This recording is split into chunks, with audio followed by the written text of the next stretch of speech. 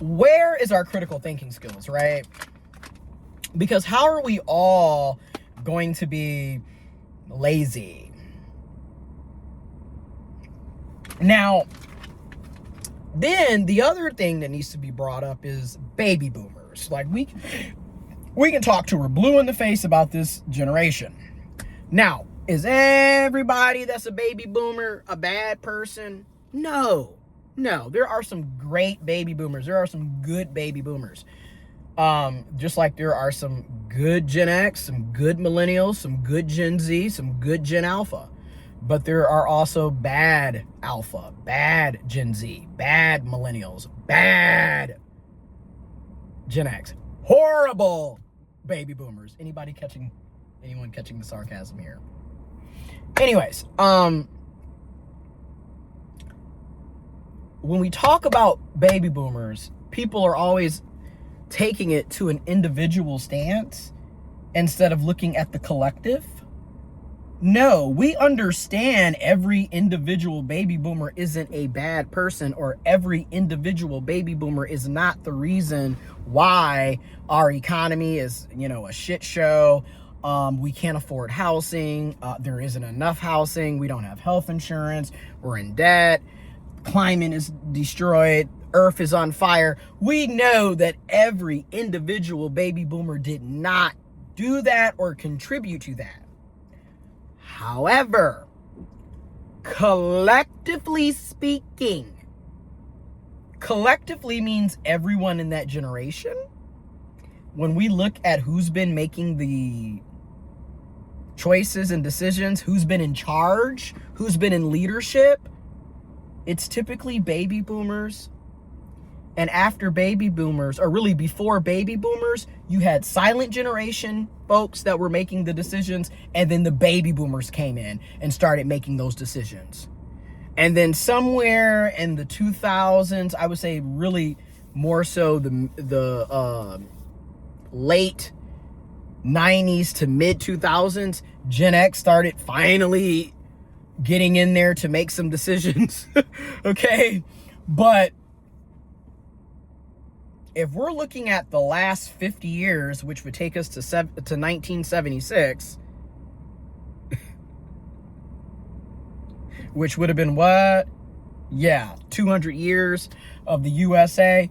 And now we're in 2026, 250 years of the USA. Yeah, so 50 years ago, 1976, when we look at who's been in charge just from the past 5 decades, that's mostly baby boomers. So that's why when we're talking about how terrible things are, we are going to have to bring it back to who's been in charge. And that has been mostly baby boomers. It is what it is. Like, you can't sit up here and act like Joe Biden wasn't a U.S. senator in 1976. He was. Mitch McConnell, he was in his role. Like, people were in their roles. They were already in these positions. And it's so many people where it's like, you've spent decades creating disastrous policies and legislations that have destroyed the quality of life in the USA and also across the globe, across the world. So this is why, as a millennial, it's very frustrating when we are being blamed, and also when you're blaming Gen Z and any other generation or any younger generation for decisions that were made by baby boomers. I've only been able to have a say-so politically since October of 2010. So I've only been able to make political decisions for 17 years nearly.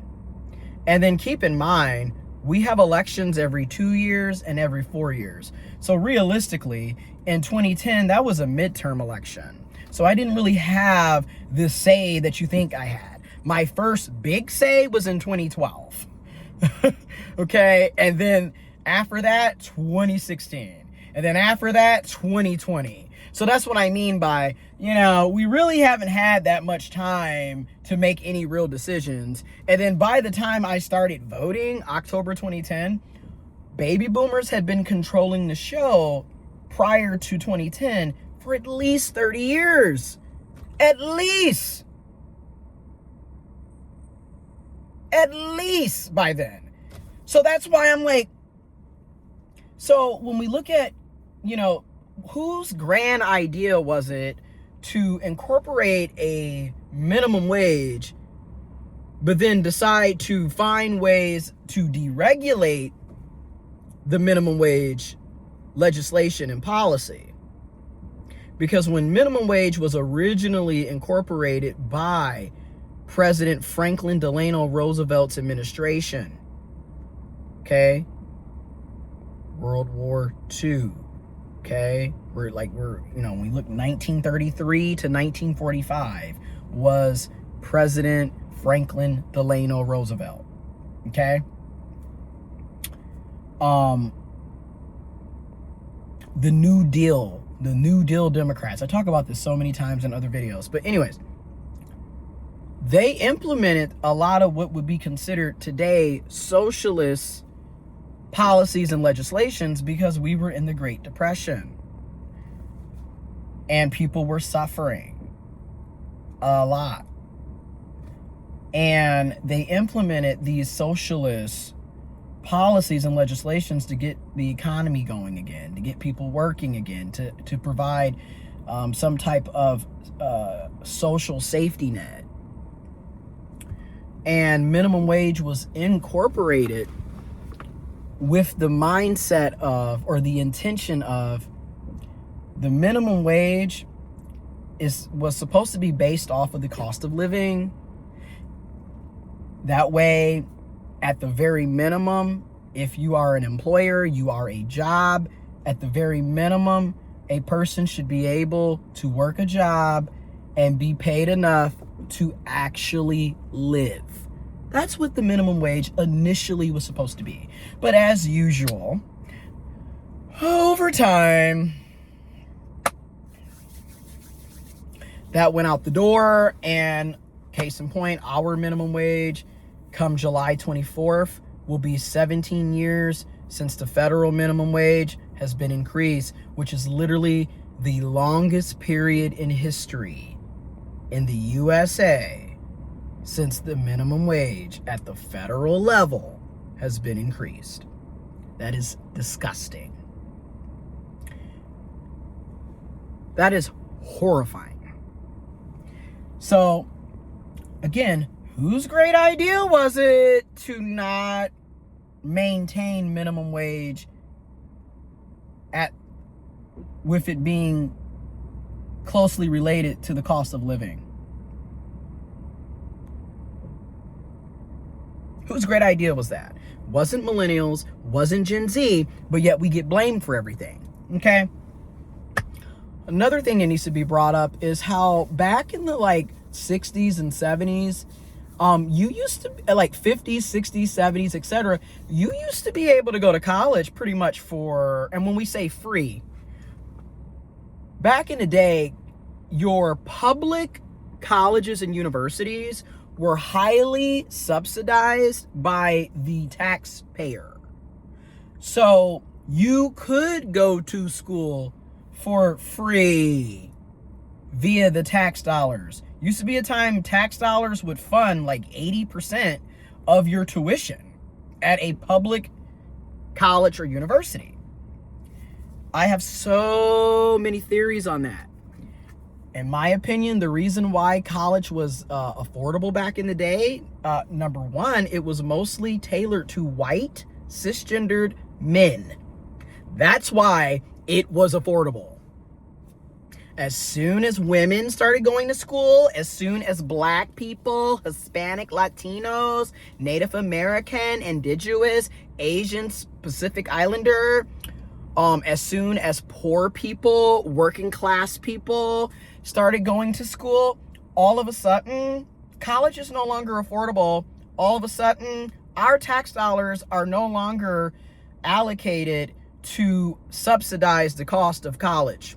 Now, it's you got to take out student loans and personal loans and sell a kidney and, do all kinds of ish to get your education paid for, when that used to be publicly funded through our tax dollars. Okay? As time went on, that option disappeared. Now, our tax dollars do still provide some type of funding towards our public universities and colleges, our public education system, our K through 12. However, when you look at the cost of things and everything that's going on, it's not 80%. It's more like 20%. And now that 80% that used to be covered is now going back to you, the person going to college. So now you're being forced to take out student loans and everything else in order to afford to go to college. Didn't used to be that way. Another reason why things changed, number two, looking back 50 plus years ago, you didn't need a college education to obtain a decent paying job. Used to be a time entry level was actually entry level, and you didn't need years of experience and degrees and certifications in order to work a entry level job. And because people didn't need those degrees, that was another reason why college was relatively affordable. It wasn't in demand, it wasn't needed, so people were able to just, go on about their day. Once again, for my Gen X, for my millennials, and for my Gen Zers, we were not the generations who made decisions to dismantle how public tax dollars would fund public education. We did not make those decisions. So by the time a lot of us came of age and was old enough to go to college, it was already set in stone that we were going to go into debt in order to get an education. That was already set up. And then you have elected officials who made the decision, who happened to be a part of the baby boomer generation, or silent generation, who made the decision that, hey, case in point, used to be able to file bankruptcy and file bankruptcy and also include your student loans. We no longer can do that because of certain elected officials.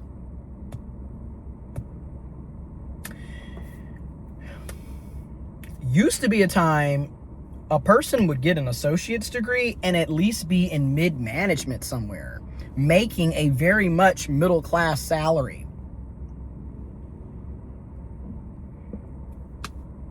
Used to be a time having a degree actually came with financial incentives, better job security, better job opportunities. That's just it. People were literally sold the lie that you go to college to have a career, not just a job, but an actual career, right? And a lot of us have long learned and experienced that you're not really getting careers, you're getting jobs. And just because you are white collar, or you're behind a computer, or you work in a cubicle, or you have your own office, just because you're business professional, really doesn't mean much of shit if you're not going to be paid like you are a white collar employee, like you are a business professional,